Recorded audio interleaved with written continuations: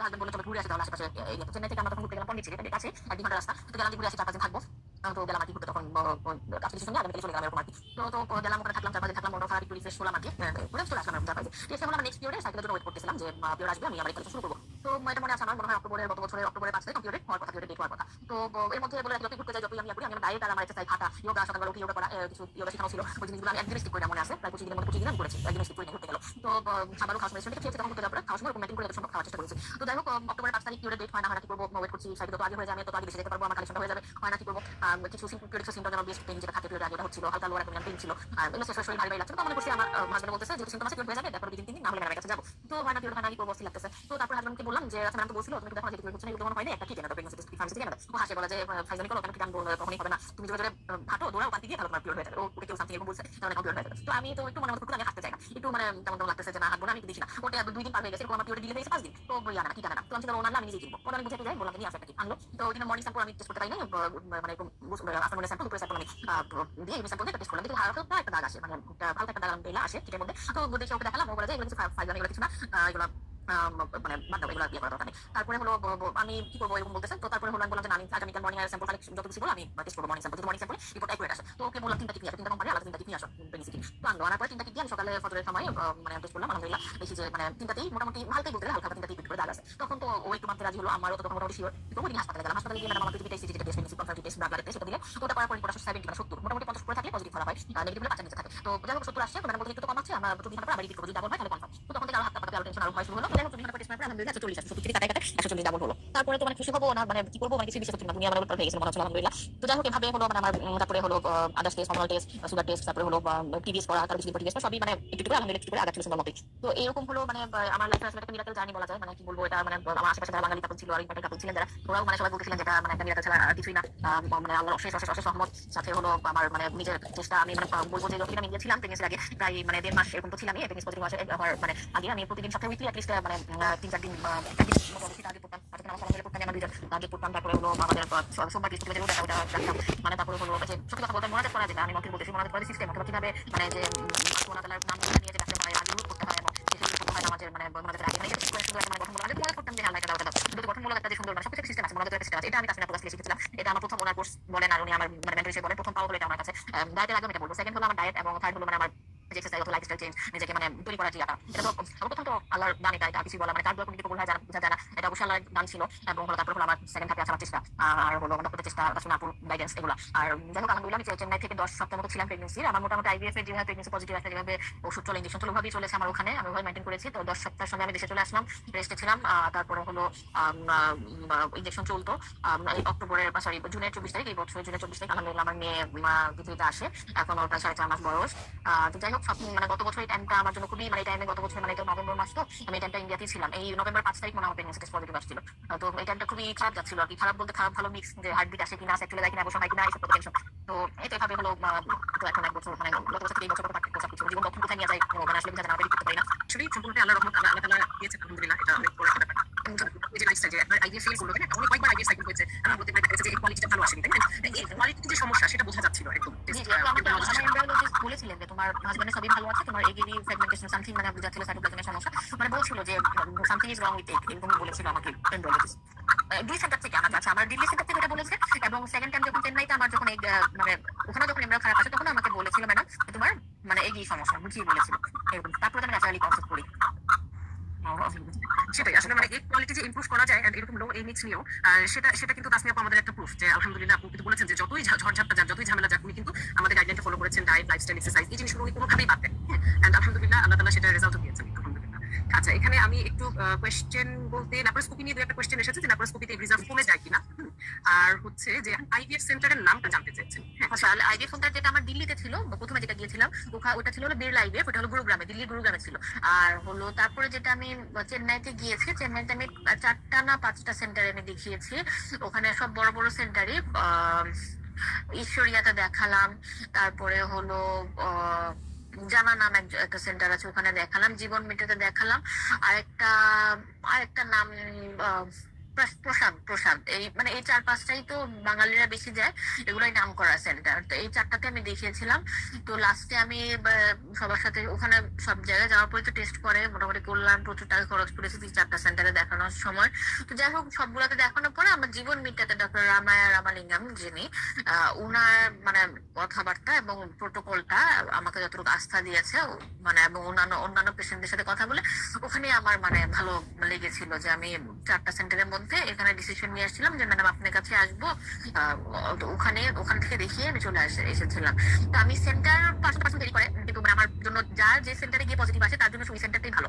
তো আমার জন্য আমার সেন্টার ভালো ছিল, জীবন মিটটা ভালো ছিল, গাড়ি কাপড় বেশিরভাগই ছিল। মোটামুটি 1-2 জন বাদে সবাই এখন পর্যন্ত মানে কনসিভ করে ফেলেছে। এই 1 বছর হয়েছে তো মোটামুটি হয় কেউ জার্নির মধ্যে আছে প্রেগনেন্ট অথবা বেবি হয়ে গেছে, এরকম মানে আছে। 2-1 জন হয়তো বা হয়নি। আমরা অনেকক্ষণ সময় নিয়ে রাখলাম, আপনার হয়তো কাজে ব্যস্ততা আছে। তো লাস্ট জাস্ট একটা কোয়েশ্চেন, আমাদের ফারিয়া কোয়েশ্চেন করেছেন যে ডায়েটটা নিয়ে কি ফুড অ্যাভয়েড করেছে, কি কি ফুড আচ্ছা ফুড যেটা ছিল আমার প্রথমে অ্যাভয়েড করা, তো যেটা আনহেলদি আমাদের ফুড যেটা আছে জাঙ্ক ফুড, বাইরের ফুড, চিনি, সুইটস, চা, কফি, এই টাইপের ভাজা পোড়া খাবার, মোটামুটি এগুলো তো সবই বাদ ছিল। আমি পুরা 4-5 মাস আমি কোনো সাদা আটার রুটি, সাদা চালের ভাত এগুলোও খেতাম না, সয়াবিন তেল খেতাম না, সরিষার তেলও খেতাম না মনে হয়। আমি ওয়েল ওই যে অলিভ অয়েলটা খেতাম অথবা সানফ্লাওয়ার অয়েল খেতাম। আর হলো সয়াবিন তেল একদম বাদ ছিল। তারপরে হলো সুইট তো চা কফি তো 5-6 মাস একদমই টাচই করি নাই। তারপরে যেটা বললাম লাল চালের ভাত খুবই কষ্ট হতো খেতে, কিন্তু এটা আমার ডায়েটে আমার ডায়েটিশিয়ান দিয়েছিল। লাল চালের ভাত, লাল রুটি, তারপর হলো ছোলা, এগুলো হলো মেইন খাবার ছিল। আর প্রোটিন আমার এগের জন্য মেইনলি আমার কনসার্ন ছিল হলো প্রোটিন। আমাকে ফিক্স করে দিয়েছিল আমার বডি ওয়েট অনুযায়ী যে এত গ্রাম প্রোটিন আমার ডেইলি 24 আওয়ার্স এর মধ্যে খেতেই হবে। এটা হলো ওয়েট অনুযায়ী আসে আর কি, পার্সেন্ট টু পার্সেন্ট ভেরি করে এত গ্রাম প্রোটিন। তো সেই হিসাবে আমার মনে হয় daily 3 piece chicken, 2-3 piece fish এরকম ডেইলি রাখতে হতো। এই টাইপের। আর সুপার ফুড তো ছিলই, ওটাও বডি অনুযায়ী সুপার ফুড দিয়ে দেয়। যেমন হলো সিয়া সিড, বিভিন্ন সিড সাইকেলিং হয়, তারপরে হলো অ্যাপল সিডার ভিনেগার, তারপর আরো মানে অনেক সুপার ফুড ওনারা লিখে দিয়েছে, ওগুলো আমার কিনতে হতো, মানে এগুলো একটু কস্টলি, তারপর আমার মেনটেন করতে হতো। তো এই টাইপের। আর হলো মানে ডায়েটের মধ্যে আরো কিছু কিছু জিনিস মানে মানে আচ্ছা দুধ খেতে পারবো না, মিল্ক খেতে পারবো না, মিল্কের বদলে কি খাওয়া যায়, এই টাইপের অনেক কিছু ছিল আর কি। আমার মোটামুটি চার্টটা অনেক কঠিন একটা চার্ট ছিল। এগুলাই মেনলি আর কি ফোকাস করতো। আর ইয়োগা যিনি কোশ্চেন করেছেন, ইয়োগা কি অনলাইনে করেছেন কোন পেজ? আচ্ছা ইয়োগা আমি যেটা মেনলি হলো আমি ইউটিউব থেকে দেখেছিলাম। কোর্সে মানে শিফার কোর্সে ভর্তি হওয়ার আগে তো আমি ইউটিউব চেক করতাম, ওখানে আমি নিজে নিজে ইয়োগা করতাম। আর কোর্সে ভর্তি হওয়ার পরে যে যে এক্সারসাইজ যে মেন্টর ছিলেন উনি ইয়োগা করাতেন, আর নর্মাল ইয়া তো মানে এক্সারসাইজ তো করাতেনি, আর সাথে শেষের দিকে ইয়োগাও করাতেন। ওগুলাই মেনটেন করতাম, বলে দিত যে এগুলো এইভাবে করলে মানে ভালো হবে কার কি সমস্যার জন্য। Okay, thank you so much Tasnia আপু, আপনি হয়তো ব্যস্ততার মধ্যে আছেন। আপনাকে অসংখ্য অসংখ্য ধন্যবাদ এত সুন্দর করে জার্নিটা শেয়ার করার জন্য। সত্যি খুব ইন্সপায়ারিং ছিল। আর অন্য আপনাদের কাছেও জানতে চাই যে কেমন মানে do you feel inspired after listening to the story? আচ্ছা ডায়েট নিয়ে আমি কথা বলবো, হ্যাঁ ডায়েট নিয়ে আমাদের আজকে সেশন আছে। তাসনিয়া আপু আমাদের আন্ডারেই ছিলেন মেন্টরশিপে, সো ডায়েট নিয়ে কিছুক্ষণ পরে আমি কথা বলবো ইনশাল্লাহ। হ্যাঁ একটু একটু আপুরা ওয়েট করবেন, ঠিক আছে? আর কিছুক্ষণের মধ্যে কথা বলবো। আচ্ছা সো সবার কাছে কি ইন্সপায়ারিং লেগেছে আপুর জার্নিটা থেকে, যে মনে হচ্ছে যে হ্যাঁ ডেফিনেটলি উই ক্যান কনসিভ ইনশাল্লাহ? কারণ দেখুন আমার কাছে মনে হয় কি যে আইভিএফটাই আসলে কঠিন, তাই না? যে আইভিএফ সাইকেলে কিন্তু এই যে এত কষ্ট ফিজিক্যালি, মেন্টালি, ফাইন্যান্সিয়ালি, যে জবের একটা স্ট্রেস, সবকিছু মিলিয়ে এই যে আইভিএফ সাইকেল একটা করা, এটা কিন্তু বেশি কষ্টকর। হ্যাঁ বাট আপনি যদি লাইফস্টাইল ম্যানেজ করেন অ্যান্ড ন্যাচারালি ট্রাই করতে থাকেন, ইনশাল্লাহ ন্যাচারালি হয়তো হবে। কিছু কিছু ক্ষেত্রে আইভিএফ একদম করতেই হয়, যেমন হাজবেন্ডের কোনো সমস্যা যদি থাকে, টিউবের প্রবলেম থাকে, সেই জায়গাগুলোতে। বাট এইসব এরকম খুব সিভিয়ার সমস্যা ছাড়া কিন্তু মোটামুটি কনসিভ হয়ে যায় ন্যাচারালি। বাট ওই যে স্ট্রিক্ট থাকতে হবে, যেটা তাসনিয়া আপু বলেছেন, উনি যেভাবেই হোক যত কষ্টই থাকুক উনি মেনটেন করেছে এই জিনিসগুলো। তো এই কষ্টটা যদি করা যায়, এই মেনটেন্যান্সটা যদি রাখা যায়, তাহলে কিন্তু অবশ্যই ইকুয়ালিটি ইমপ্রুভ হবে। ইকুয়ালিটি ইমপ্রুভ হলে ডেফিনেটলি ন্যাচারালি কনসিভ হওয়ার চান্সেস বাড়বে ইনশাল্লাহ। আচ্ছা তাসনিয়া আপু থ্যাংক ইউ সো মাচ। আপনি কি লাস্ট কিছু বলতে চান, যদি কোনো লাস্ট মেসেজ থাকে আমাদের অডিয়েন্সের প্রতি? আপু অবশ্যই মোটামুটি 100 জন আপু মনে হয় অ্যাড আছেন। তো আমি তো আমার এই ঘটনার পর থেকে আমার কলিগরা অনেক ফ্রেন্ডরাও তো ইনফার্টিলিটিতে ভুগছে, মানে দুঃখজনক হলো। আশেপাশে অনেক মানুষই আছে, তো আমাকে প্রায় সবাই জিজ্ঞেস করে যে কিভাবে কি করেছো অথবা কিছু সাজেশন দাও।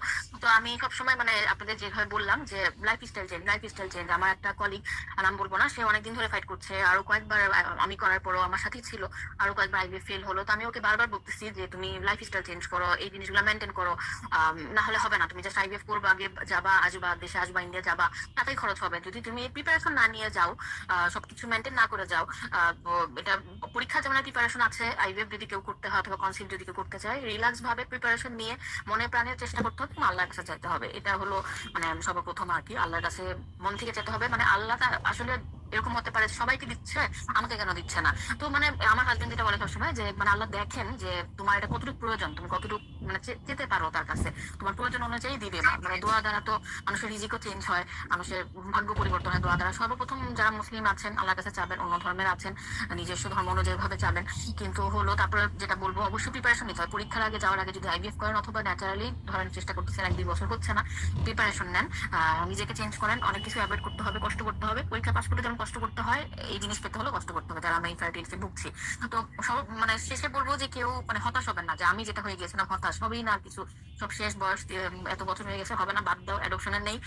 ইভেন্ট মানে আল্লাহ মাফ করুন, আমি এরকম চিন্তা করেছিলাম ডোনার নিয়ে নেবো, মানে আমার এতটুকু সমস্যার জন্য আমি ডোনার পর্যন্ত চিন্তা ভাবনা করে ফেলেছিলাম। মানে আমি একটু অ্যাগ্রেসিভ ভাবে চিন্তা করতাম আসলে, মানে এটা করা উচিত না। আমি বলবো যে অবশ্যই এরকম করবেন না, 2 বছর 3 বছর লাগতে পারে, সময় মতো যখন জিনিসটা সময় হবে, ওই মানুষটা পৃথিবীর কাছে সময় হবে, ওই সময় আল্লাহ আপনি কিভাবে দিয়ে দিবে আপনি নিজেও, কার উসিলা কিভাবে দিয়ে দেবে আপনি নিজেও বুঝবেন না। তো এর জন্য বললাম, কিন্তু আমাদের নিজেদের চেষ্টা থাকতে হবে, দোয়া থাকতে হবে, আর হতাশ হওয়া যাবে না, রিল্যাক্স থাকতে হবে। ইনফার্টিলিটি জার্নিটা রিল্যাক্স, খুবই মাইন্ডফুলনেস অথবা রিল্যাক্স থাকাটা খুব বেশি জরুরি। তো অবশ্যই মানে কুল থাকবেন, স্ট্রেস নেওয়া যাবে না। স্ট্রেস নিলে কোয়ালিটি খারাপ হবে, ওভুলেশন হবে না, পিরিয়ড ইরেগুলার হবে এবং বডি সবকিছু ঝামেলা করে ফেলবে। এর জন্য বললাম যে স্ট্রেস নেবেন না সবাই। মানে আমার বেবির জন্য, মেয়েটার জন্য দোয়া করেন। তবে এখন যারা আছেন, যে সন্তান চায় মন প্রাণে, আল্লাহ সর্ব প্রত্যেকটা মেয়ের কোল যেন বা একটা সন্তান দিয়ে ভরে দেন সবসময়, মানে এটা মানে চাই, মানে আমার মানে মন থেকে আমার মানে সবসময় চাওয়া থাকে, এই আর কি। আচ্ছা ঠিক আছে, দোয়া আইভিএফ করলেই বাচ্চা হয়ে যাবে ব্যাপারটা তা না, বা কোনো ট্রিটমেন্টেই যে বাচ্চা হয়ে যাবে তা না। আসল জিনিস হচ্ছে আপনার এই কোয়ালিটি ভালো থাকতে হবে, হাজবেন্ডের স্পার্ম কোয়ালিটি ভালো থাকতে হবে। এই জিনিসগুলো যদি ভালো থাকে ন্যাচারালি হয়ে যাবে। যদি ন্যাচারালি নাও হয় অল্প কিছু ট্রিটমেন্টে হয়ে যাবে। কিন্তু আমি যদি লাইফস্টাইল চেঞ্জ না করি, আমার ডায়েট লাইফস্টাইল এগুলো যদি ভালো না থাকে, তাহলে যত ট্রিটমেন্টই হোক, এই যে দেখেন আপনি কয়েকবার আইভিএফ করেছেন, উনি নিজে ডক্টর, উনি বেশ এডুকেটেড মানুষ, উনি যে দেখেন অনেকগুলো সেন্টারের কথা বললেন যে একদম ইন্ডিয়ার বেস্ট যে সেন্টারগুলো সেগুলো তুমি গিয়েছেন, সব জায়গায় দেখেছেন, তো তারপরে কিন্তু সেই জায়গাগুলোতে ওনার হচ্ছিল না। হ্যাঁ, পরবর্তীতে কিন্তু এই কোয়ালিটি ইমপ্রুভ করার মাধ্যমে অবশ্যই আল্লাহর অশেষ রহমত, আল্লাহর রহমত ছাড়া কোনো কিছু সম্ভব না, আল্লাহর রহমতে কিন্তু ন্যাচারালি কনসিভ হয়ে গেছে, তাই না? তাহলে আমাদের সবার প্রথম কাজ কি হবে বলেন তো? যারা ফার্টিলিটি স্ট্রাগল নিয়ে সাফার করছেন বা কনসিভ করতে চান, প্রথম কাজটা ফার্স্ট কাজটা সবার আপনাদের কাছে জানতে চাই, প্রথম কাজটা বলুন তো আপনারা সবাই। লাইফস্টাইল মডিফিকেশন করা, এক্স্যাক্টলি। হ্যাঁ, সো এই যে লাইফস্টাইল চেঞ্জ করা, এটাই কিন্তু আমাদের প্রথম কাজ। এবং আপনারা হয়তো অনেকে হয়তো জানেন বা জানলে অবাক হবেন, সেটা হচ্ছে যে মেডিকেলের যে আমাদের বইগুলো আছে, আমাদের ট্রিটমেন্টেও কিন্তু এভাবেই লেখা যে পিসিওএস এর প্রথম ট্রিটমেন্ট হচ্ছে লাইফস্টাইল মডিফিকেশন, ইনফার্টিলিটির প্রথম ট্রিটমেন্ট হচ্ছে লাইফস্টাইল মডিফিকেশন, এরপর আসবে ট্রিটমেন্ট। কিন্তু আমরা কি করছি, আমরা প্রথম যে ট্রিটমেন্টটা লাইফস্টাইল মডিফিকেশন, সেটা বাদ দিয়ে আমরা পরবর্তী অন্য ট্রিটমেন্টে চলে যাচ্ছি, তাই না? সো লাইফস্টাইল মডিফিকেশনটা যদি ঠিক থাকে, আপনি যদি ডায়েট এক্সারসাইজ ঠিক রাখতে পারেন, তাহলে দেখবেন ন্যাচারালি কনসিভ হবে। এই যে দেখেন হাজার হাজার বছর ধরে মানুষ ন্যাচারালি কনসিভ করছে না, করবে অবশ্যই। আমাদের সমস্যা হচ্ছে যে আমরা আমাদের লাইফস্টাইলটাকে এত বাজে করে ফেলেছি যে এই কোয়ালিটি ভালো থাকবে কিভাবে? হ্যাঁ, পুরো শরীরটাই তো ভেঙে যাচ্ছে, শুধু যে ইনফার্টিলিটি তা না। হ্যাঁ, আফটার 30 আফটার 35 এখন প্রত্যেকটা মেয়ে বলেন ছেলে বলেন সবার এত এত সমস্যা। This is due to our lifestyle. So lifestyle ঠিক করতে হবে, বডির ভেতর থেকে আমাদের সবকিছু ঠিক করে নিয়ে আসতে হবে, ব্যালেন্সটা ঠিক করে নিয়ে আসতে হবে, ডেফিনেটলি কনসিভ হবে ইনশাআল্লাহ। তো আপুরা, আপনারা সবাই লাইফস্টাইল সম্পর্কে জানতে চাচ্ছেন, ডায়েট এক্সারসাইজ এগুলো নিয়ে আমি আর 5 মিনিটের মধ্যে কথা বলবো। তো তার আগে আপনাদেরকে আরেকটু ইন্সপায়ার করার জন্য, যে কিছুক্ষণ আগে একজন আপু বলছিলেন আচ্ছা দোয়ার নিয়ম জানতে চাই, আচ্ছা এটা নিয়ে আমার একটা সেশন ছিল, আমি দেখি ওই সেশনটা রেকর্ডিংটা আপনাদের সাথে শেয়ার করবো, ম্যানিফেস্টিং মাদারহুড। হ্যাঁ, ওকে। সো আরেকটু বলতে চাই যে বয়স নিয়ে আমরা কিছুক্ষণ আগে আমাদের সেশনে কথা বলেছি যে বয়স হলে মাইটোকন্ড্রিয়াগুলো ওল্ড হয়ে যায়, তো তখন কনসিভের চান্সেস কমে যায়।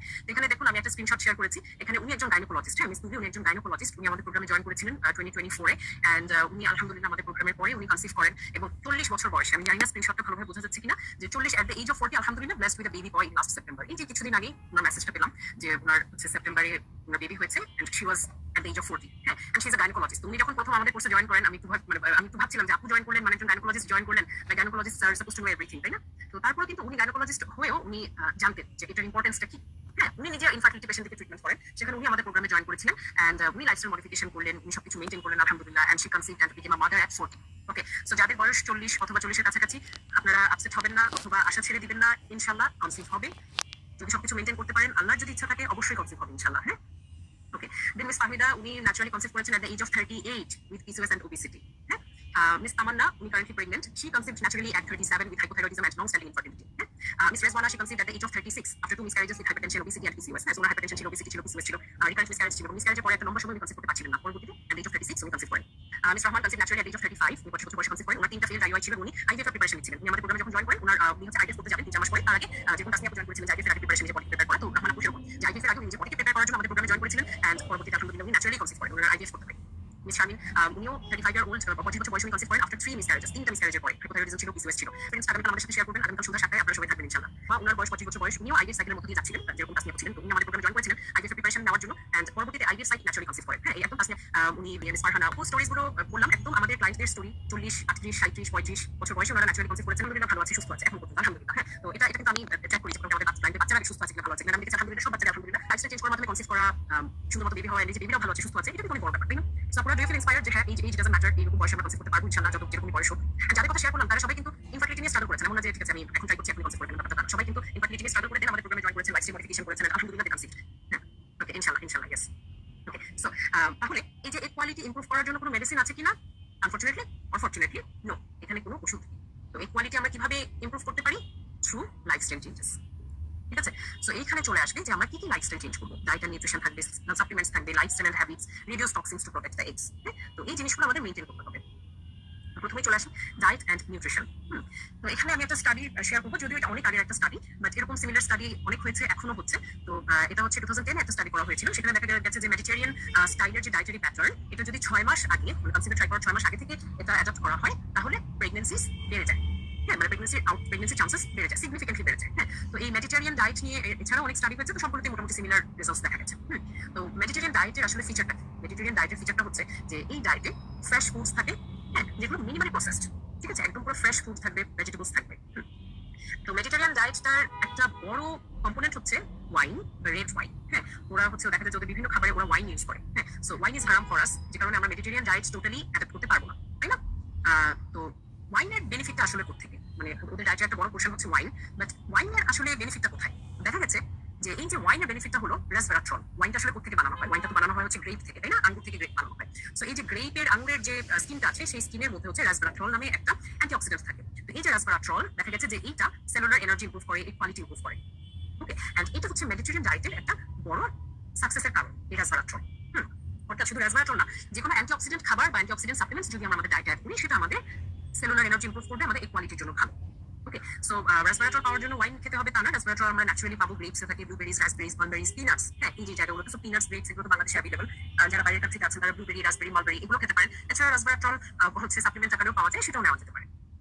ওকে, সো আমাদের ডায়েটটা কেমন হবে? কিছুক্ষণ আগে ডায়েট নিয়ে অনেক আপনারা কথা বলেছেন, তো তাসনিয়া আপু যে ডায়েটের কথা শেয়ার করলেন, সেটা আমাদেরই মেন্টরশিপ প্রোগ্রামে ওনাকে যে ডায়েট চার্ট আমরা দিয়েছি সেটার কথাই উনি বলেছেন। তো ডায়েটটা আসলে কেমন হবে? হ্যাঁ, প্রথমত ডায়েটে প্রচুর পরিমাণে ভেজিটেবলস থাকবে, ফ্রুটস থাকবে। হ্যাঁ, গ্লুটেন এন্ড ডেইরি আমরা মিনিমাইজ করবো। যদি ইনটলারেন্স থাকে তাহলে টোটালি বন্ধ করে ফেলতে হবে। হ্যাঁ, তবে ইয়োগার্ট, চিজ এগুলো খাওয়া যেতে পারে। কারণ কেন আমরা মিনিমাইজ করবো বা বন্ধ করবো? ইনটলারেন্স থাকা মানেই হচ্ছে এটা আপনার শরীরের জন্য ইনফ্লামেটরি, আপনার শরীর ইনফ্লামেশন করবে। হ্যাঁ, আর ক্রনিক ইনফ্লামেশন যদি শরীরে থাকে তাহলে কিন্তু এই কোয়ালিটি ভালো হবে না। ওকে, সো প্রচুর পরিমাণে ফ্রুটস এন্ড ভেজিটেবলস থাকতে হবে, এগুলো আমাদের শরীরে অ্যান্টিঅক্সিডেন্ট সাপ্লাই দিবে, এগুলো আমাদের শরীরকে বিভিন্ন ড্যামেজ থেকে রক্ষা করবে, at the same time minerals, vitamins এগুলো প্রোভাইড করবে। হাই কোয়ালিটি প্রোটিন খেতে হবে, হাই প্রোটিন থাকতে হবে। ঠিক আছে, protein is very important for hormonal health. Protein and fat, healthy ফ্যাটও থাকতে হবে। অনেক সময় আমরা ডায়েটে মনে করি যে ফ্যাট খাওয়া যাবে না, বাট দ্যাট ইজ রং। হ্যাঁ, ফ্যাট কিন্তু আমাদের যে হরমোনস গুলো সেগুলো তৈরি হয় হচ্ছে ফ্যাট এন্ড প্রোটিন দিয়ে। So fat and proteins are very important. So healthy fat থাকতে হবে, লাইক অলিভ অয়েল, আভোকাডো যারা বাইরে আছেন তারা অ্যাভেলেবল পান, বাংলাদেশে যারা আছে আমরা অলিভ অয়েল, ঘি, নাট সিডস এগুলো দিয়ে হয়ে যাবে। আর হাই কোয়ালিটি প্রোটিন, অর্থাৎ লো মার্কারি ফিশ, যে একদম চাষের মাছ না, একদম ন্যাচারাল ফিশ যদি পাওয়া যায়, সেটা স্পেশালি যেগুলো লো মার্কারি সেগুলো ট্রাই করতে হবে। Antibiotic and growth promoter free eggs and animal meat, এখানে মিট হবে এটা। হ্যাঁ, অ্যানিমেল মিট। হ্যাঁ, সো এই জিনিসগুলো মেনটেন করা আমাদের জন্য ইম্পর্টেন্ট। হ্যাঁ, তো আসলে আমাদের কাছে ডায়েটটা খুব কঠিন লাগে যখন দেখা যায় যে আমরা খুব আনহেলদি খাবারে হ্যাবিচুয়েটেড, তখন আমাদের খুব ডায়েটটা কঠিন লাগে। বাট এই যে ডায়েটের কথা বললাম, এই যে দেখুন সবগুলো জিনিস কিন্তু আমাদের একদম আশেপাশে পরিচিত জিনিস, তাই না? তো যেটা আমাদের করতে হবে, আনহেলদি খাবারগুলো বাদ দিতে হবে। হ্যাঁ, যেমন হচ্ছে আমাদের প্রসেসড ফুড, খুব আটা ময়দা জাতীয় জিনিস, এই যে সয়াবিন তেল বা প্রসেসড অয়েল, সুগার, ক্যাফেইন, হ্যাঁ, সফট ড্রিঙ্কস, এই জিনিসগুলো আমাদের টোটালি বাদ দিতে হবে। তো এই বাদ দেওয়াটাই আসলে কঠিন, কারণ আমরা তো ছোটবেলা থেকে এইসব আজে বাজে হাবিজাবি খেয়ে বড় হয়েছি, যে কারণে এটা আমাদের হ্যাবিট হয়ে যায়। তো এই জিনিসটা বাদ দেওয়াটাই আমাদের জন্য কঠিন, এটা আমাদের বাদ দিতে হবে। আচ্ছা, না, সানফ্লাওয়ার অয়েল বলতে হচ্ছে প্রসেসড অয়েল খাওয়া যাবে না। ঠিক আছে, প্রসেসড অয়েল খাওয়া যাবে না, আপনাকে হচ্ছে যেটাই খান আপনাকে ন্যাচারাল বা কোল্ড প্রেসড অয়েল খেতে হবে। ওকে, আচ্ছা, সো ডায়েটের মধ্যে এটা মাথায় রাখবেন যে diet rich in antioxidants and low in inflammatory foods is the best diet to improve egg quality. So আপনাকে ইনফ্লামেশন কমাতে হবে। ইনফ্লামেশন যদি কমাতে হয় আপনাকে অবশ্যই এমন খাবারগুলো খেতে হবে যেগুলো ইনফ্লামেশন করে না, তাই না? সো ইনফ্লামেশন করে কারা? ওই যে কিছুক্ষণ আগে বললাম প্রসেসড অয়েল, প্রসেসড ফুড, তারপর যাদের হচ্ছে গ্লুটেন অথবা ডেইরি ইনটলারেন্স আছে তারা যদি গ্লুটেন ডেইরি খান, সেই জিনিসগুলো। ওকে, সো না আপু, ক্যানালা অয়েল এন্ড অল এগুলো তো ইন্ডাস্ট্রিয়ালি প্রসেস, কোনো প্রসেসড অয়েল খাওয়া যাবে না, আপনাকে কোল্ড প্রেসড অয়েল খেতে হবে। কোল্ড প্রেসড অয়েল যেটাই খান সেটাই ওকে। আচ্ছা, তো এরপর আমি চলে আসবো সাপ্লিমেন্টস। তো সাপ্লিমেন্টস এর ক্ষেত্রে ফোলেট, যেমন ফোলিক অ্যাসিড, সেটা তো আপনারা অনেকেই খান বা খাচ্ছেন। সো ফোলেটটা থাকতে হবে, ডায়েটে ভিটামিন ডি থাকতে হবে, ভিটামিন ডি থাকতে হবে। হ্যাঁ, ভিটামিন ডিটা অনেক সময় আমি দেখেছি যে ভিটামিন ডি অনেকেই খায় না বা অনেকে জানি না যে আমার ভিটামিন ডি লো, অনেক সময় ডক্টররাও দেন না। সো ভিটামিন ডি আপনাদের সবার কাজ হচ্ছে ভিটামিন ডিটা টেস্ট করে ফেলা, যদি এটা এক্সপেন্সিভ টেস্ট, বাট অ্যাটলিস্ট একবার করে ফেলা, তাহলে সেই লেভেল অনুযায়ী ভিটামিন ডিটা রিপ্লেস করতে হবে। This is very serious. আচ্ছা, দেন কোকিউ10 হচ্ছে, দেখুন এটা আমি একদম হাইলাইট করেছি, এটা কারণ হচ্ছে ফার্টিলিটি সাপ্লিমেন্ট গুলোর মধ্যে কোকিউ10 সবচেয়ে ইম্পর্টেন্ট। স্পেশালি যারা অনেকদিন ধরে কনসিভ ট্রাই করছেন বা এজ 35 এর উপরে, তাদেরকে অবশ্যই কোকিউ10 নিতে হবে। হ্যাঁ, কোকিউ10 হচ্ছে আমাদের মাইটোকন্ড্রিয়াল এনার্জিটাকে ইমপ্রুভ করে, এগের এনার্জিকে ইমপ্রুভ করে। আমি যেমন শুরুতে বলেছি না যে মাইটোকন্ড্রিয়াটা ভালো থাকা দরকার, এগের এনার্জি ভালো থাকা দরকার। সো এটা কোকিউ10 এই কাজগুলোর জন্য বেস্ট। সো কোকিউ10 আপনাদেরকে নিতে হবে যদি কেউ কনসিভ ট্রাই করে থাকেন, অনেক সময় ধরে কনসিভ হচ্ছে না, এরকম কেউ থাকেন। Then comes omega 3 fatty acid. Omega 3 fatty অ্যাসিডটা নিতে হবে। ওমেগা 3 ফ্যাটি অ্যাসিড হচ্ছে ইনফ্লামেশনকে কমায়, এগ মেমব্রেনকে ফ্লেক্সিবল করে। হ্যাঁ, এগের যে মেমব্রেনটা আছে যেখান দিয়ে স্পার্ম ঢুকবে, তো সেই যে মেমব্রেনটা যদি ভালো না থাকে, মেমব্রেনটা যদি একদম গুড কোয়ালিটি না হয়, তাহলে কিন্তু অনেক সময় দেখা যায় যে স্পার্ম ঢুকতে পারে না অথবা রাপচার হয়ে যায়, এরকম সমস্যা হয়। সো এই ওমেগা 3 কি করছে, আমাদের এগের যে শেলটা আছে সেটাকে ভালো করছে। দেন যাদের 35 এর উপরে আছেন এবং অনেক লম্বা সময় ইনফার্টিলিটি নিয়ে সাফার করছেন, স্পেশালি লো এমএইচ আছে, তারা ডিএইচএ সাপ্লিমেন্ট নিতে পারে। বাট এটা আমি কাউকে দিই না, এটার কারণ এটার একটা রিজন আছে, সেটা হচ্ছে প্রথমত যাদের পিসিওএস আছে তারা ডিএইচএ নিতে পারবে না। এমন কেউ আছেন এখানে যে ডিএইচএ সাপ্লিমেন্ট খেয়েছেন এবং পিসিওএস আছে? অনেক সময় ডক্টররা দিয়ে দেয়, বাট ডিএইচএ সাপ্লিমেন্টটা নেওয়া যাবে না। যাদের পিসিওএস আছে তারা অবশ্যই নিতে পারবে না। হ্যাঁ, বিকজ এটা হচ্ছে একটা টেস্টোস্টেরন প্রিকারসর এবং পিসিওএস এর এমনিতেই টেস্টোস্টেরন হাই থাকে। সো ডিএইচএ খাওয়া যাবে না। হ্যাঁ, যাদের পিসিওএস আছে, যাদের পিসিওএস নেই, লো এমএইচ আছে, তারা ডিএইচএ নিতে পারবে, তবু লম্বা সময়ের জন্য না, অল্প সময়ের জন্য। হ্যাঁ, নিতে পারবে। সো এটা আমি আলাদা করে বললাম, কারণ অনেকে দেখা যায় কি নিজে থেকে ডিএইচএ খাওয়া শুরু করে বা ডক্টররা দিয়েছে সে খেয়েই যাচ্ছে, তো এটা করা যাবে না। ওকে, আচ্ছা। সো সাপ্লিমেন্ট গুলো কবে খাবো? আমি এই মাসে খেয়ে পরের মাসেই ন্যাচারালি কনসিভ করে ফেলবো, ব্যাপারটা কিন্তু সেরকম না। হ্যাঁ, সাপ্লিমেন্টস বলেন বা যে কোনো কিছু, যে কোনো লাইফস্টাইল চেঞ্জ আপনাকে 3 থেকে 6 মাস অবশ্যই কনসিস্টেন্টলি প্র্যাকটিস করতে হবে।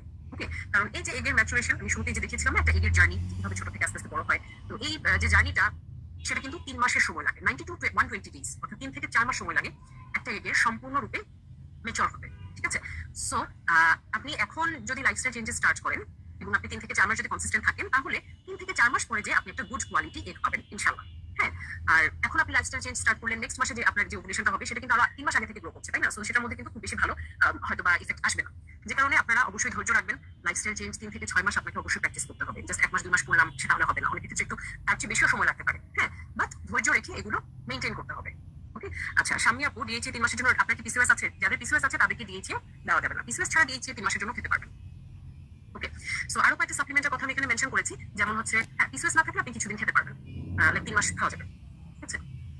ওকে, আচ্ছা আপুরা, আমি তো এখন আলাদা করে সবাইকে পার্সোনালি বলতে পারবো না। যিনি আপু কোয়েশ্চেন করছেন যে আরো খাবো কি, হ্যাঁ, এখন আলাদা করে তো আসলে আমি সাপ্লিমেন্টের কথা বলতে পারবো না, বিকজ হচ্ছে যে এটা অনেক কিছুর উপর ডিপেন্ড করছে। আপনার বয়স কত, আপনার লাইফস্টাইল কেমন, আপনি কোনো ডিজিজ আছে কিনা, এই সবগুলো জিনিসের উপর আসলে ডিপেন্ড করবে যে আপনি কোন সাপ্লিমেন্টটা খাবেন। সবগুলো তো সবার প্রয়োজন। হ্যাঁ, আচ্ছা। সো আরো কিছু সাপ্লিমেন্ট আছে, যেমন আলফা লিপোইক অ্যাসিড, এল অ্যাসিটেন, কার্নিটিন, এল আর্জিনিন, রেসপারাট্রলের কথা আমি কিছুক্ষণ আগে বললাম, তারপর ন্যাক আছে, ইনোসিটল, মেলাটোনিন। তো এই জিনিসগুলো এই কোয়ালিটি ইমপ্রুভ করতে হেল্পফুল। তো সবার জন্য সব লাগবে না, আপনার বডির কন্ডিশন অনুযায়ী আপনাকে সাপ্লিমেন্ট প্রেসক্রাইব করা হবে। এগুলো ছাড়াও জিঙ্ক আছে, ম্যাগনেসিয়াম আছে। হ্যাঁ, এই জিনিসগুলো কারো ক্ষেত্রে প্রয়োজন হয়। তো দেখা যায় যে যারা আমাদের মেন্টরশিপ প্রোগ্রামে থাকেন, তাদেরকে ওভারঅল আমরা অ্যাসেস করে আমরা একটা সাপ্লিমেন্টের প্ল্যান করে দিই। হ্যাঁ, সাপ্লিমেন্ট কিন্তু এরকম আন্দাজে এটা খেলাম ওটা খেলাম এটা করাটা ঠিক না, কারণ সাপ্লিমেন্টগুলোর একটা আরেকটার সাথে ইন্টারঅ্যাক্ট করতে পারে। আপনি যদি অন্য কোনো ওষুধ খান সেটার সাথে ইন্টারঅ্যাক্ট করতে পারে। হ্যাঁ, যেমন আপনি ফোলেটের সাথে যদি আপনি ম্যাগনেসিয়াম খান, ফোলেট বডিতে অ্যাবজর্বই হবে না। ঠিক আছে? কিছু কিছু ওষুধ আছে সেগুলো খাওয়া অবস্থায় কোকিউ10, ওমেগা 3 খাওয়া যাবে না। তো this are like medicines. So অবশ্যই আপনাকে কোনো একজন ডক্টরের আন্ডারে থেকে যার যে সাপ্লিমেন্ট সম্পর্কে যার ভালো আইডিয়া আছে সেটা জেনে তারপরে হচ্ছে আপনাকে সাপ্লিমেন্টস গুলো নিতে হবে। হ্যাঁ, ওকে। সো এরপর আমি চলে আসি reduce toxins two protect eggs. Plastic বাদ দিতে হবে। হ্যাঁ, বিপিএ, থ্যালেটস, এই জিনিসগুলো একদম বাদ দিতে হবে। গ্লাস অথবা স্টেইনলেস স্টিল ইউজ করতে হবে ফর স্টোরেজ এন্ড ওয়াটার। হ্যাঁ, অর্থাৎ আপনার খাবারের আশেপাশে যা কিছু আছে, খাবার অথবা পানির আশেপাশে যা কিছু আছে, সেগুলো কোনো কিছুতে প্লাস্টিক থাকা যাবে না। সো প্লাস্টিক ইউজ করছেন কে এখনো? প্লাস্টিকের বটল অথবা মেলামাইন প্লেট, বাটি, এগুলো ইউজ করেন কেউ? ইটস ওকে, যদি কেউ করে থাকেন ইউ ক্যান শেয়ার।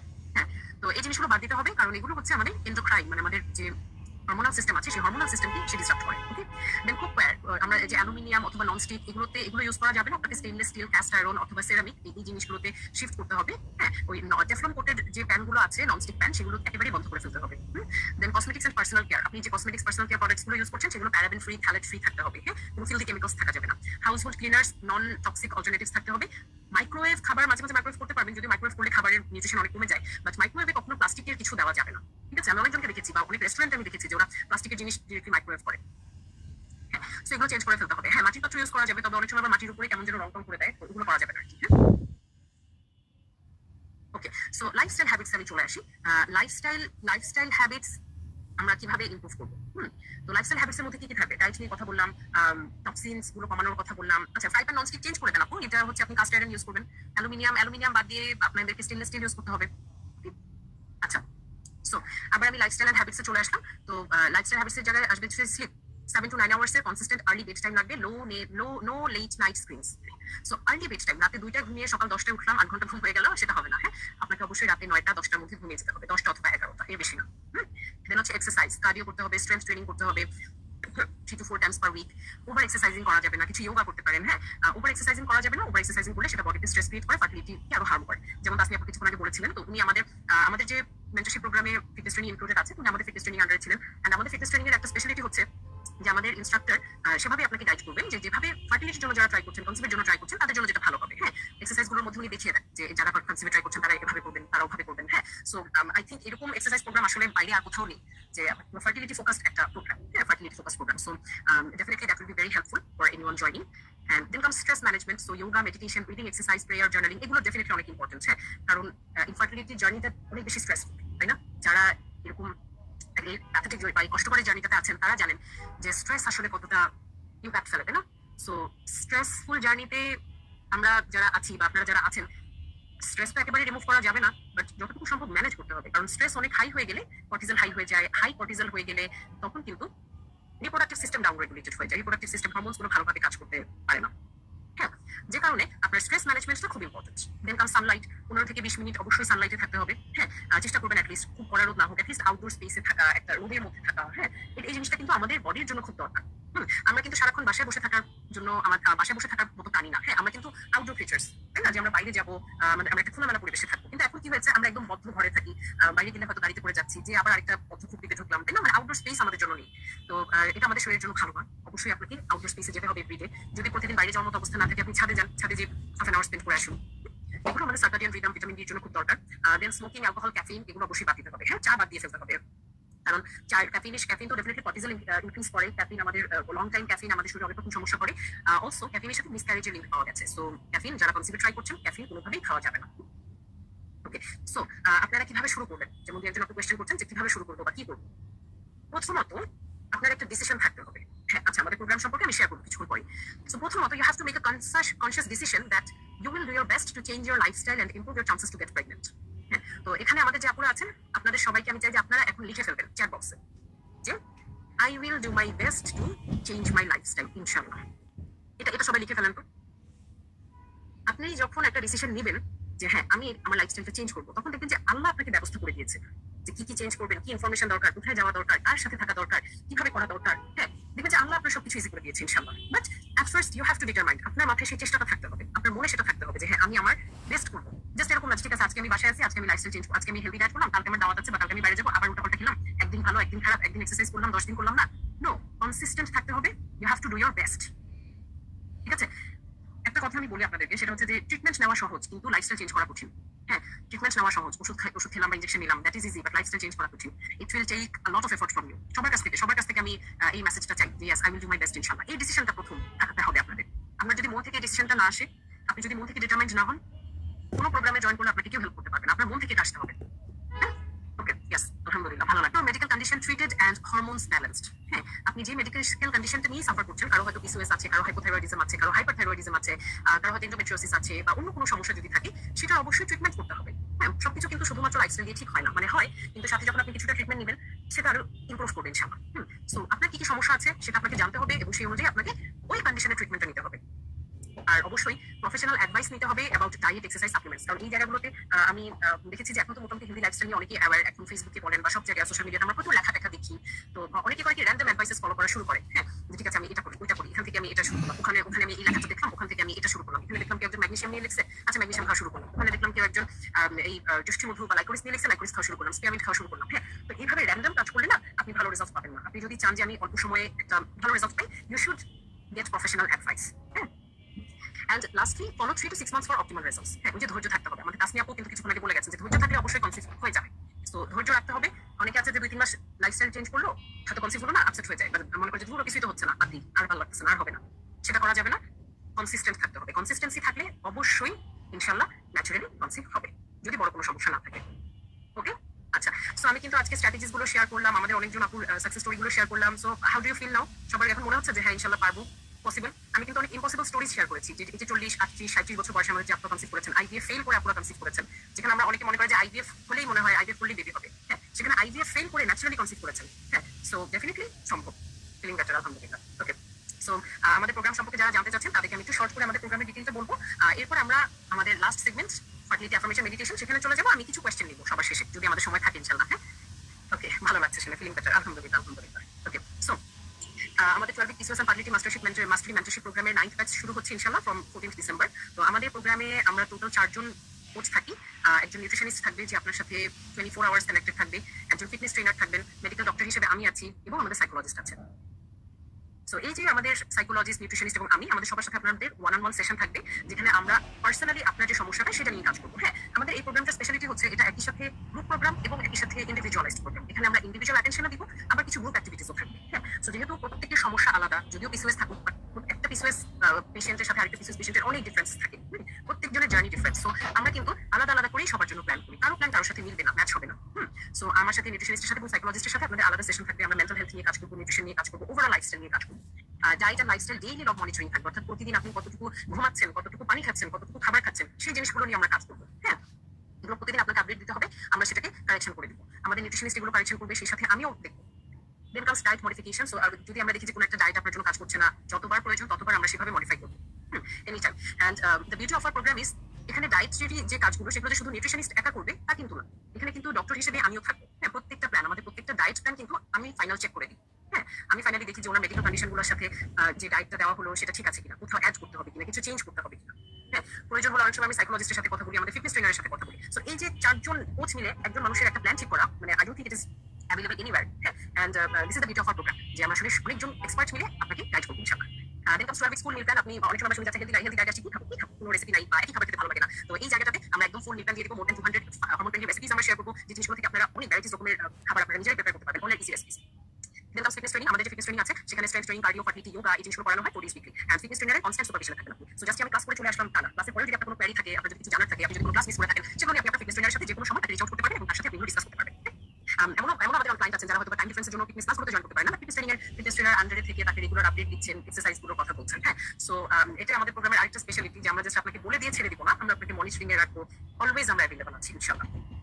তো এছাড়াও আমাদের একটা ক্র্যাশ কোর্স আছে, সেটার অ্যাক্সেসটা ফ্রি থাকবে এবং একটা সাপোর্টিভ কমিউনিটি থাকবে। মানে আই লাভ দিস, যে যেমন আমাদের কারেন্ট ব্যাচের বেশ কয়েকজন আপু এখন আছেন, আই থিঙ্ক আমাদের এখানে আপনারা ভালো বলতে পারবেন, যে আমাদের কিন্তু খুব সুন্দর একটা কমিউনিটি আছে এবং ওখানে আপনারা নিজেরা নিজেদের সাথে কথা বলেন। অনেকেই মোটামুটি সবাই আসলে সিমিলার জার্নির মধ্য দিয়ে যাচ্ছেন। তো দে ফিল সো সাপোর্টেড। অনেক সময় এরকম দেখা গেছে কেউ হয়তো একটা কোয়েশ্চেন করলো, আমি অ্যান্সার করার আগে অন্য আপনারা সেটা সম্পর্কে শেয়ার করছেন বা বলছেন, দে হ্যাভ ফান, তারা অনেক সময় অনেক যোগ করছেন। And really this is a very beautiful community. হ্যাঁ, তো এখানে যে শুধু আপনি খুব কঠিন কাজ করবেন, শুধু ডায়েট মেইনটেইন করছেন তা না, you will also have fun, you will have a supportive community, like-minded community ইনশাআল্লাহ। অলসো আমাদের একটা রিসোর্স লাইব্রেরি আছে, যে লাইব্রেরির মধ্যে আপনি বিভিন্ন আমাদের ভিডিও রেকর্ডিংস থাকছে, বিভিন্ন গাইডলাইন্স থাকছে, অনেক মেডিটেশন থাকছে। হ্যাঁ, যেমন আজকে কিছুক্ষণ আগে আপনাদের সাথে শেয়ার করেছেন যে মেডিটেশনগুলো হেল্পফুল ছিল, অনেক মেডিটেশন রেকর্ডিংস আমাদের আছে। কারণ আপনি যদি মেডিটেশন নিয়ে কোথাও সার্চ করতে যান ইউটিউবে বা কোথাও, আপনি দেখবেন যে অনেক এমন কিছু কথা চলে আসে যেগুলো আমাদের রিলিজিয়নের সাথে যায় না, তাই না? সো এখানে আমরা যে মেডিটেশন গুলো রেখেছি সেগুলো কিন্তু একদম আমাদের রিলিজিয়নের সাথে যাবে, এমন কিছু নেই যে কোনো কিছু হারাম বা non approving in our religion, ব্যাপারটা সেরকম না।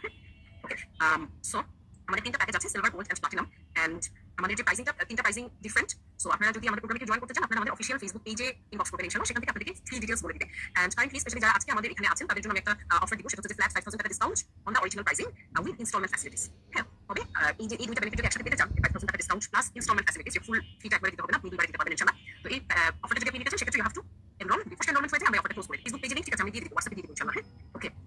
সো এই কারণে আপনাদেরকে তাড়াতাড়ি এনরোল করতে হবে। এন্ড তাড়াতাড়ি এনরোল করার আরেকটা সুবিধা আছে। হ্যাঁ, সেটা হচ্ছে আপনি যখন এনরোল করবেন উইদিন 10 to 12 days আপনি আপনার ডায়েট চার্ট, লাইফস্টাইল চার্ট পেয়ে যাবেন। হ্যাঁ, তাহলে হয় কি যে হয়তো আমাদের প্রোগ্রামটা 15 ডিসেম্বর থেকে শুরু হচ্ছে, বাট আপনি যদি নভেম্বরের 15-20 তারিখে যদি আপনি ডায়েট চার্ট পেয়ে যান এন্ড আমাদের কানেকশনে চলে আসেন, তাহলে কিন্তু আপনি প্রায় 1 মাস আগে থেকে শুরু করতে পারছেন। অর্থাৎ যে যত আগে এনরোল করবে সে কিন্তু তত আগে ডায়েট চার্টটা পেয়ে যাবে আপনার। তো সেক্ষেত্রে আপনার জন্য জিনিসগুলো ম্যানেজ করা, প্র্যাকটিস করা ইজি হবে। যেমন আমাদের আগের ব্যাচে এরকম হয়েছে যে আপনারা 1 মাস আগে ডায়েট চার্ট পেয়ে গেছেন। তো দেখা গেল আমরা যখন প্রোগ্রাম শুরু করেছি অলরেডি ওনারা 2-3 কেজি ওয়েট লস করে ফেলেছে, তাদের জন্য অলরেডি ডায়েটটা ভেরি ইজি। হ্যাঁ, so this is one benefit, যেটা আমি মনে করি যে ডিসকাউন্ট বলেন বা ইনস্টলমেন্ট বলেন, তার চেয়ে এটা বড় বেনিফিট। কারণ যেখানে 3 মাসের প্রোগ্রাম আপনি প্রায় তার চেয়ে বেশি সাপোর্ট পাচ্ছেন আমাদের থেকে, 3 মাসের বেশি সাপোর্ট পাচ্ছেন ইনশাআল্লাহ।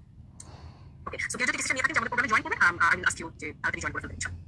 ওকে, এটা জিনিস হচ্ছে আমাদের 2025 এর লাস্ট এনরোলমেন্ট। হ্যাঁ, আফটার দিস এনরোলমেন্ট নেক্সট যে ব্যাচটা আসবে, অর্থাৎ 10th ব্যাচ যেটা আসবে, সেটা হচ্ছে 2026 এর মে অথবা জুনে আসবে। হ্যাঁ, কারণ হচ্ছে মাঝখানে আমাদের রোজা থাকবে, ঈদ থাকবে, ঈদের পরে আমরা রোজাতে আমাদের অ্যাক্টিভিটিস অফ থাকে, এন্ড ঈদের পরে আমাদের অ্যাক্টিভিটিস অফ থাকে। সো সবকিছু মিলিয়ে আমাদের নেক্সট প্রোগ্রাম প্রায় 6 মাস পরে আসবে। এন্ড অলসো দ্যাট টাইম আমাদের প্রাইসেস আপ হয়ে যাবে। হ্যাঁ, সো তখন দেখা যাবে around 20% প্রাইসেস ইনক্রিজ করবে। সো যারাই মোটামুটি চিন্তা করছেন যে I want to join the programme, I want to change my lifestyle, this is your best time. হ্যাঁ, কারণ যদি কনফিউশন থাকেন অথবা মনে করেন ঠিক আছে পরে দেখব, পরের ব্যাচে জয়েন করব, সো পরের batch is like around 9 months away।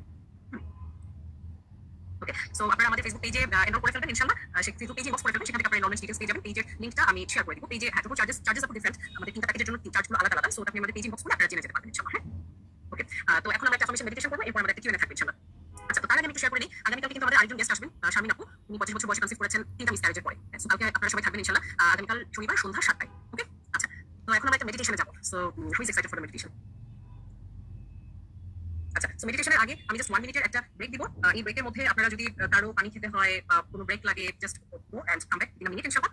And make sure you are meditating in a quiet place. হ্যাঁ, আপনি এমন একটা জায়গায় বসবেন যেখানে আপনি একটু কোয়াইট প্লেসে আছেন, কেউ আপনাকে ডিস্টার্ব করবে না। You can close your eyes and listen to my words.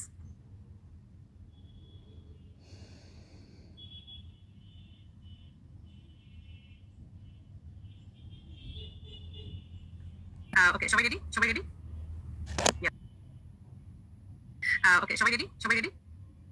Yes.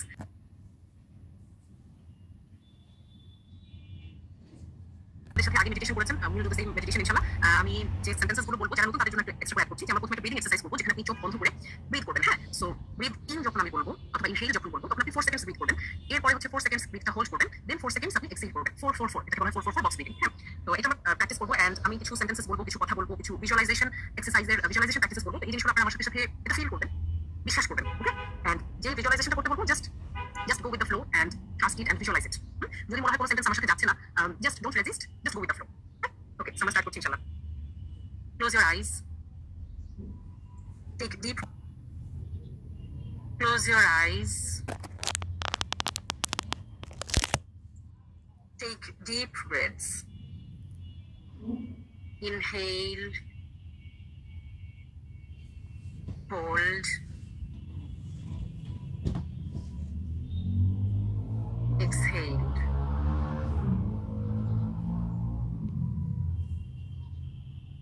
Inhale through your nose. Hold your breath.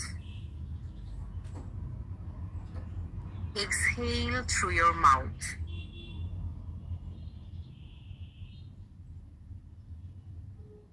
Inhale. Hold. Exhale.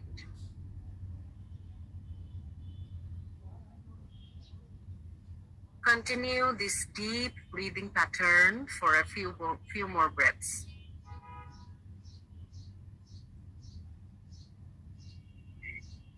As you continue to breathe deeply, bring your awareness to your head. Relax. Inhale. Hold. Exhale. Now move your jaw a little bit. Feel them relaxing and let go of any tension. Inhale. Hold. Exhale. Move your attention slowly to your shoulders. Move your shoulder and relax. Now move your attention towards your beautiful heart.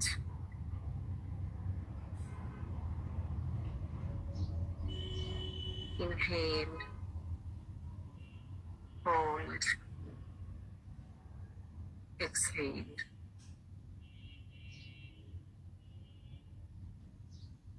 Shift your focus to your abdomen, to your belly, where your reproductive organs are.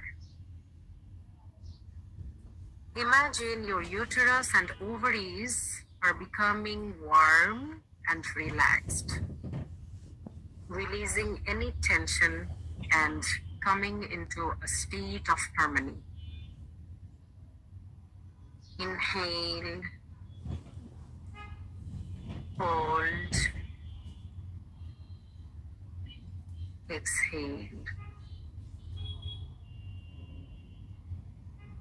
Now say with me, I love myself.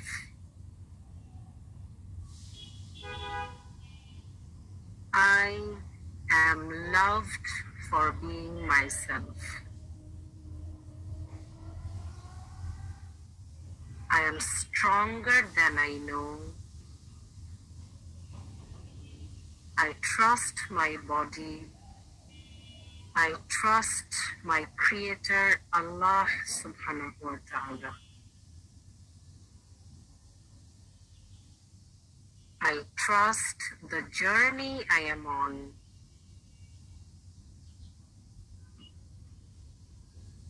My body is capable of creating and nurturing life.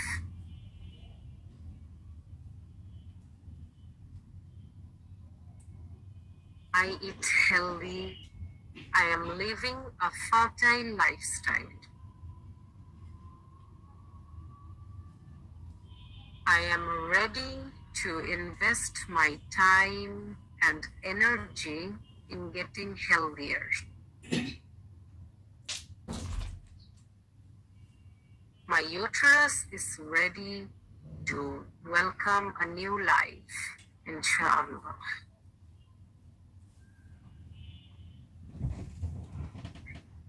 I release any fear or doubt about my fertility.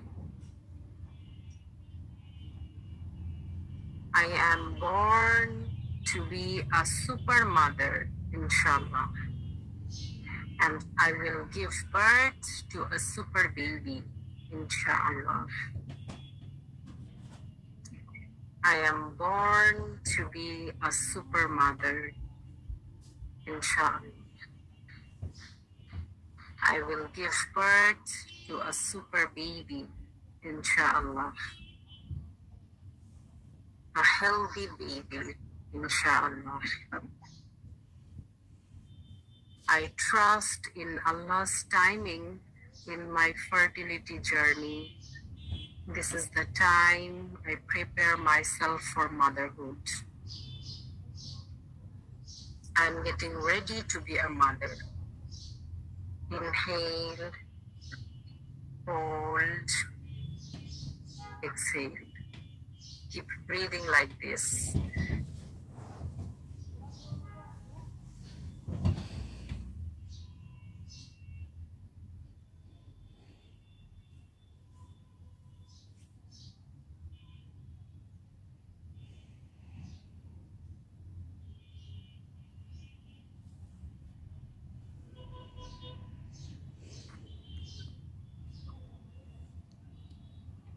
Now, with your body in a state of relaxation, visualize a beautiful place.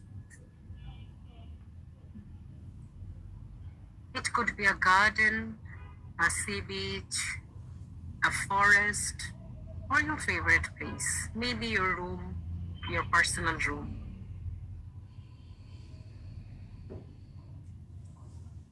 Visualize your ovaries and uterus coming into perfect balance. Picture your body becoming a welcoming environment for conception.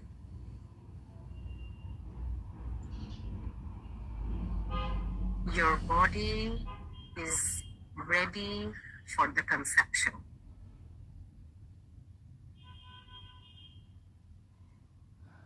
Now, see the moment when you discover that you are pregnant. The joy in your and your partner's eyes, and the happiness it brings to your family.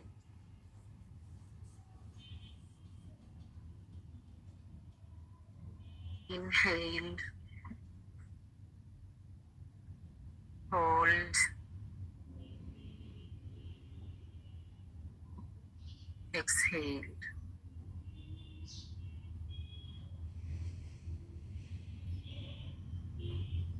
Inhale, hold, exhale. Now bring your attention to the moment when you hold your super baby in your arms. Feel the warmth, the weight of their tiny body and the softness of their skin.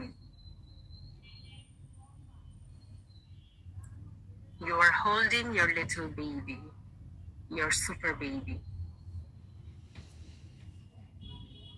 Imagine the love, joy, and contentment that fills your heart in that moment.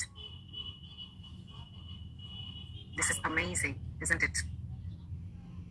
Express gratitude to Allah for granting you this precious gift and for guiding you on this journey of parenthood.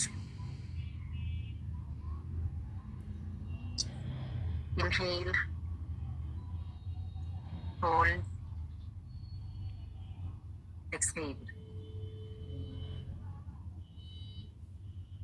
Slowly return your focus to your breath, feeling the rise and fall of your chest.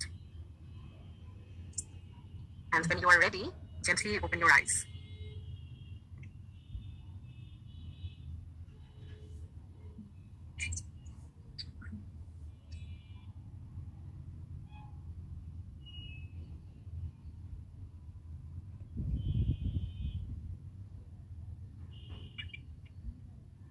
Okay, so আপুরা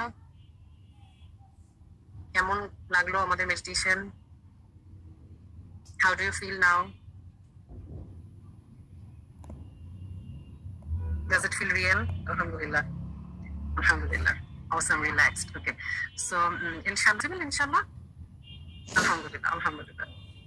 Alhamdulillah for everything. Okay, alhamdulillah. Awesome, relaxed. Okay. So, inshallah, mone hocche na it's real, it's definitely possible, inshallah. Alhamdulillah. Alhamdulillah. Alhamdulillah for everything. Okay, alhamdulillah. Mashallah. Barakallah. Feeling relaxed, yes. So, এই যে এই ভিজুয়ালাইজেশনটা থাকতে হবে সব সময়, হ্যাঁ সব সময় চোখে থাকতে হবে যে yes, I'm just crying. I was feeling crying, inshallah. Inshallah, that beautiful emotion of crying out of happiness will definitely come to your life, inshallah. So, এই যে মনে ইচ্ছাটা থাকতে হবে, বিশ্বাসটা থাকতে হবে, এই ভিজুয়ালাইজেশনটা থাকতে হবে যে yes, definitely I will be a mother. I am preparing my body. My body will become ready, inshallah, and I will hold my baby, inshallah, very soon. হ্যাঁ, ওই যে বেবিকে হোল্ড করার যে ফিলিংটা, সেটা সবসময় থাকতে হবে. You have to believe like it is true. I became a mother. Yes, you will become a mother, inshallah, very soon, very soon. I'm also crying, inshallah. This nice dream, the best dream, will come true to your life, inshallah, very soon. Scene ভাসছিল, হ্যাঁ আপু, এই যে চোখের সামনে scene ভাষা, এটা থাকতে হবে, ঠিক আছে? এই সিনটা সত্যি করতে হবে। যখনই মনে হবে আচ্ছা আমি কি একটা আনহেলদি খাবার খাবো, আমি কি এই কাজটা করবো, তখনই চোখের মধ্যে ড্রিমটা আসতে হবে। Then you have to find the balance, যে এই মিষ্টিটা কি আমার, এই মিষ্টিটা বা এই যে একটা ফ্রেঞ্চ ফ্রাই অথবা এই যে চিকেন ফ্রাইটা খাবো, does it words more than the dream I have? সবাই আমাকে বলেন, এখন যদি আপনার সামনে একটা চিকেন ফ্রাই আনা হয় আর আপনার ড্রিমটা বলা হয় যে would you like to sacrifice the chicken fry for the dream to come true, inshallah, definitely you will. I know, yes, definitely. Yeah. So, I just want to tie it to all my sisters. Yes, tie it to you all. Yeah. So, যখন এই সিনটা মাথায় থাকবে, এই ভিজুয়ালাইজেশনটা মাথায় থাকতে হবে যে yes, I will hold my baby very soon, inshallah, and I am sacrificing the unhealthy stuff, the unhealthy lifestyle for my baby. তখন দেখবেন যে আপনার জন্য এটা খুব ইজি হয়ে যাবে, inshallah. Okay. তারপরে আমাদের অনেক সময় it brings to your family, you are pregnant, the joy in your hands and the happiness it brings to your family. Inhale, hold, exhale. Inhale, hold, exhale. With gratitude to Allah for granting you this precious gift and for guiding you on this journey of parenthood. Inhale, hold,